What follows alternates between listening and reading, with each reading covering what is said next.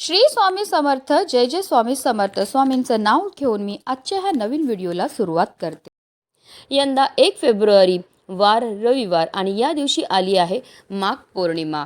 माघ पौर्णिमेचे हिंदू धर्मात विशेष स्थान आहे. या दिवशी पवित्र नदीत स्नान करणं खूप पवित्र मानलं जातं. जे लोक पौर्णिमेचे व्रत करतात ते चंद्र उगवल्यानंतर चंद्राला अर्घ्य देतात. यावर्षी माघ पौर्णिमेला खास योग जुळून येत आहेत. या दिवशी रवी पुष्य योग आहे. पौर्णिमेच्या दिवशी योग्य पद्धतीने पूजा आणि व्रत केल्याने घरात सुख समृद्धी टिकून राहते. शास्त्रानुसार जेव्हा पौर्णिमा तिथी प्रदोष काळात येते तेव्हा त्या दिवशी पौर्णिमेचं व्रत केलं जातं. त्यामुळे 1 फेब्रुवारी रोजी माघ पौर्णिमेचं व्रत, स्नान आणि दानपुण्य केलं जाईल. विशेष म्हणजे या दिवशी रविवार आहे आणि पुष्य नक्षत्र असल्यामुळे रवी पुष्य योग नावाचा शुभ संयोग देखील तयार होत आहे. या दिवशी सकाळी 5:30 पासून ते सकाळी 7:09 शुभ मुहूर्त आहे. या काळात स्नानदानासाठी उत्तम आहे. माघ महिन्यातील पौर्णिमेला तेल, ब्लँकेट, वस्त्र, तूप, फळं आणि अन्न यासारख्या वस्तूंचे दान करणं शुभ मानले जाते. या दिवशी पितरांसाठी श्राद्ध कर्म देखील केले जातात. माघ पौर्णिमेला भगवान विष्णूंची पूजा केल्याने जीवनात सुख समृद्धी आणि शांती नांदते. या दिवशी गंगा, यमुना, सरस्वतीच्या संगमामध्ये स्नान केल्याने सर्व पापापासून मुक्ती मिळते. तसेच देवी लक्ष्मी, भगवान विष्णू आणि महादेवांची पूजा केल्याने जीवनात सुख समृद्धी येते. माघ पौर्णिमेला चंद्र संध्याकाळी 5:43 उगवेल. यावेळी आपल्याला आवर्जून चंद्रदेवांची पूजा ही करायची आहे. हिंदू धर्मग्रंथांमध्ये सांगितले आहे की जगाचे पालन करता गंगेच्या पाण्यात राहतात. यामुळे माघ पौर्णिमेच्या दिवशी गंगेत स्नान केल्याने अनंतपटीने पुण्य प्राप्त होतं. तसेच माघ पौर्णिमेच्या दिवशी भगवान सत्यनारायणाची पूजा केल्याने सर्व मनोकामना पूर्ण होतात. ज्योतिषशास्त्रात या तिथी संबंधित अनेक उपाय सांगितले आहेत आणि जे खूप प्रभावी आहेत. आणि म्हणूनच माघ पौर्णिमेच्या दिवशी तुम्ही काही नाही केलं तरीही चालेल, पण इथे ठेवा फक्त 5 रुपयाचं एक नाणं. हे नाणं ठेवल्यामुळे आपलं 7 पिढ्यांचं दारिद्र्य नष्ट होऊन आपल्या घरामध्ये धन येण्याचे अनेक मार्ग हे मोकळे होणार. ते हे 5 रुपयाचं नाणं आपल्याला कुठे ठेवायचं, कोणत्या वेळेत ठेवायचं त्याबद्दल सविस्तर आणि महत्त्वाची अशी माहिती मी तुम्हाला या व्हिडिओमध्ये देणार आहे. तर व्हिडिओ पूर्ण पहा. आणि जर तुम्ही माझ्या चॅनलवर नवीन असतील तर चॅनलला सबस्क्राईब करा आणि शेजारी बेल आयकनसुद्धा प्रेस करा, जेणेकरून तुम्हाला माझ्या नवनवीन व्हिडिओचं नोटिफिकेशन हे मिळत राहील आणि तुम्ही एक पण व्हिडिओ मिस करणार नाही. आणि कमेंटमध्ये ओम नमो भगवते वासुदेवाय नमः लिहायला विसरू नका.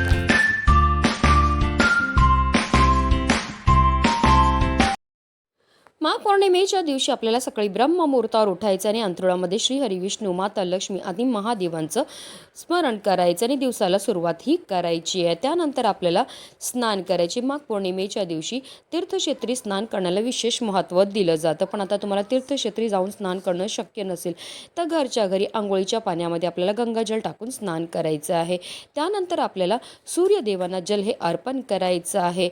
मनोभावे व्रताचा संकल्प करायचं आहे. सर्वप्रथम आपल्याला देवघरामध्ये दिवा हा प्रज्वलित करून घ्यायचा आहे, कारण कोणतीही सेवा किंवा कोणताही उपाय जर आपण अग्नीच्या साक्षीने केला तर त्यामध्ये आपल्याला निश्चितच सफलता ही प्राप्त होत असते. त्यानंतर आपल्याला विधीपूर्वक श्रीहरी विष्णू आणि माता लक्ष्मीची पूजा ही करायची. आता श्रीहरी विष्णूंचा फोटो असेल तर स्वच्छ पुसून घ्या. मूर्ती असेल तर त्यांना तुम्हाला पंचामृताने अभिषेक करून घ्यायचा आहे. पुन्हा जलाभिषेक करायचा आणि त्यांना स्वच्छ पुसून त्यांच्या स्थानावर ठेवायचं आहे. भगवान विष्णूंना वस्त्र अर्पण करून घ्यायचं आहे, गंध लावायचे. त्यानंतर पिवळी केळी, पंचामृत आणि इतर नैवेद्य श्रीहरी विष्णूंना दाखवायचं आहे. विधीपूर्वक पूजा आणि आरती करायची आहे.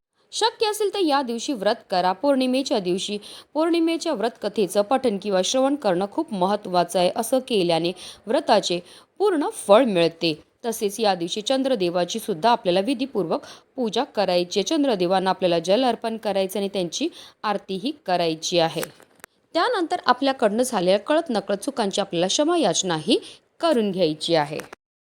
आता हा उपाय आपल्याला कधी करायचा, तर हा उपाय आपल्याला माघ पौर्णिमेच्या दिवशी रात्री जेव्हा चंद्र उगवणार आहे तेव्हा करायचं. चंद्र उगवल्यानंतर लगेचच आपल्याला हा उपाय जो आहे तो करायचा. सर्वप्रथम आपल्याला देवघरामध्ये दिवा हा प्रज्वलित करून घ्यायचा आहे, कारण कोणतीही सेवा किंवा कोणताही उपाय जर आपण अग्नीच्या साक्षीने केला तर त्यामध्ये आपल्याला निश्चित सफलताही प्राप्त होत असते. त्यानंतर आपल्याला तांब्याचा कळश घ्यायचा, त्यामध्ये शुद्ध पिण्याचं पाणी भरून घ्यायचं. त्या पाण्यामध्ये आपल्याला थोडंसं हळद, कुंकू, एक चमचाभर गाईचं कच्चं दूध टाकायचं आहे आणि असं हे जल जे आहे ते आपल्याला चंद्रदेवांना अर्पण करायचं आहे. हा उपाय करण्याकरता आपल्याला एक चांदीची वाटी घ्यायची. जर तुमच्याकडे चांदीची वाटी असेल तर आवर्जून चांदीची वाटी घ्या. आता चांदीची वाटी नसेल तर मातीची पंती घ्या किंवा अगदी तुम्ही स्टीलची वाटी घेतली तरीही चालणार आहे. आता त्या वाटीमध्ये आपल्याला गाईचं दूध टाकायचं. त्या दुधामध्ये आपल्याला थोडीशी हळद टाकायची आणि साखर टाकायची आणि चमच्याच्या मदतीने ह्या सर्व मिश्रणाला एकत्रित करून घ्यायचं आहे. आता आपल्याला 5 रुपयाचं एक नाणं घ्यायचं आहे आणि या 5 रुपयाच्या नाण्याला स्वच्छ धुवून आणि पुसून घ्यायचं आणि त्यानंतर हे नाणंसुद्धा आपल्याला त्या वाटीमध्ये टाकायचं आहे. आता ही वाटी उचलून आपल्याला चंद्राच्या प्रकाशामध्ये ठेवायची. तर तुमच्या घरामध्ये बाल्कनी असेल, टेरेस असेल किंवा अंगणामध्ये तुम्ही ही वाटी ठेवायची. वाटी ठेवताना अशी ठेवा की त्यावर चंद्राची प्रकाश जो आहे तो पडेल. ज्याप्रमाणे पण कोजागिरी पौर्णिमेमध्ये मसाले दूध जे आहे ते चंद्राच्या प्रकाशामध्ये ठेवतो, त्याचप्रमाणे आपल्याला ही वाटीसुद्धा ठेवायची आहे.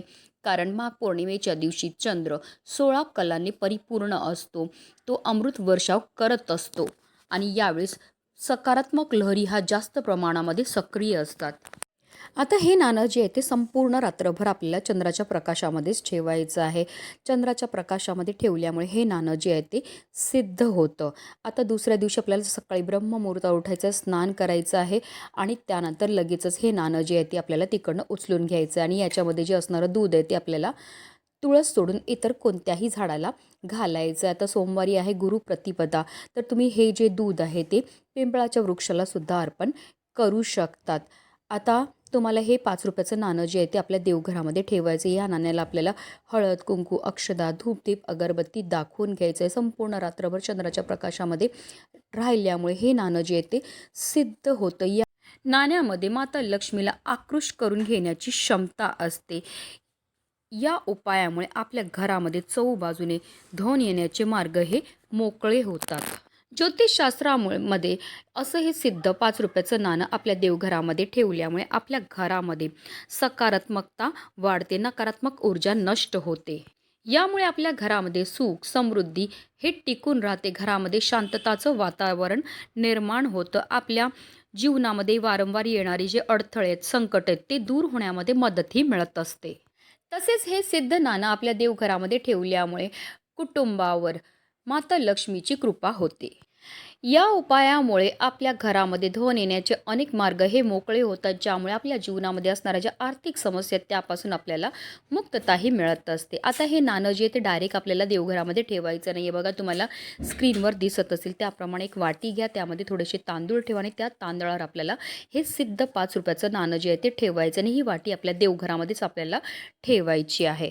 आता हे नाणं तुम्हाला देवघरामध्ये ठेवायचं नसेल तर तुम्ही तुमच्या घरामध्ये जिथे पैसे किंवा धन ठेवतात तिथे सुद्धा ठेवू शकतात किंवा तुमचा एखादा व्यवसाय असेल जो नीट चालत नसेल तर व्यवसायाच्या ठिकाणी जिथे गल्ला असेल, कपाट असेल, तिजोरी असेल त्यामध्ये सुद्धा ठेवू शकतात. हा उपाय जो आहे तो माघ पौर्णिमेच्या दिवशी करण्याला विशेष महत्त्व हे दिलं जातं. हा उपाय केल्यामुळे आपल्या घरामध्ये चहूबाजूने पैसा हा येऊ लागेल. 7 पिढ्यांचं दारिद्र्य फक्त 24 तासामध्ये नष्ट होऊन आपल्या संपूर्ण कुटुंबाची भरभरून अशी प्रगती होणार आहे. म्हणूनच व्हिडिओ जास्तीत जास्त लोकांपर्यंत शेअर करा, जेणेकरून प्रत्येकाच्या आयुष्याचं कल्याण हो, हीच मनामध्ये इच्छा. श्री स्वामी समर्थ. जय जय स्वामी समर्थ.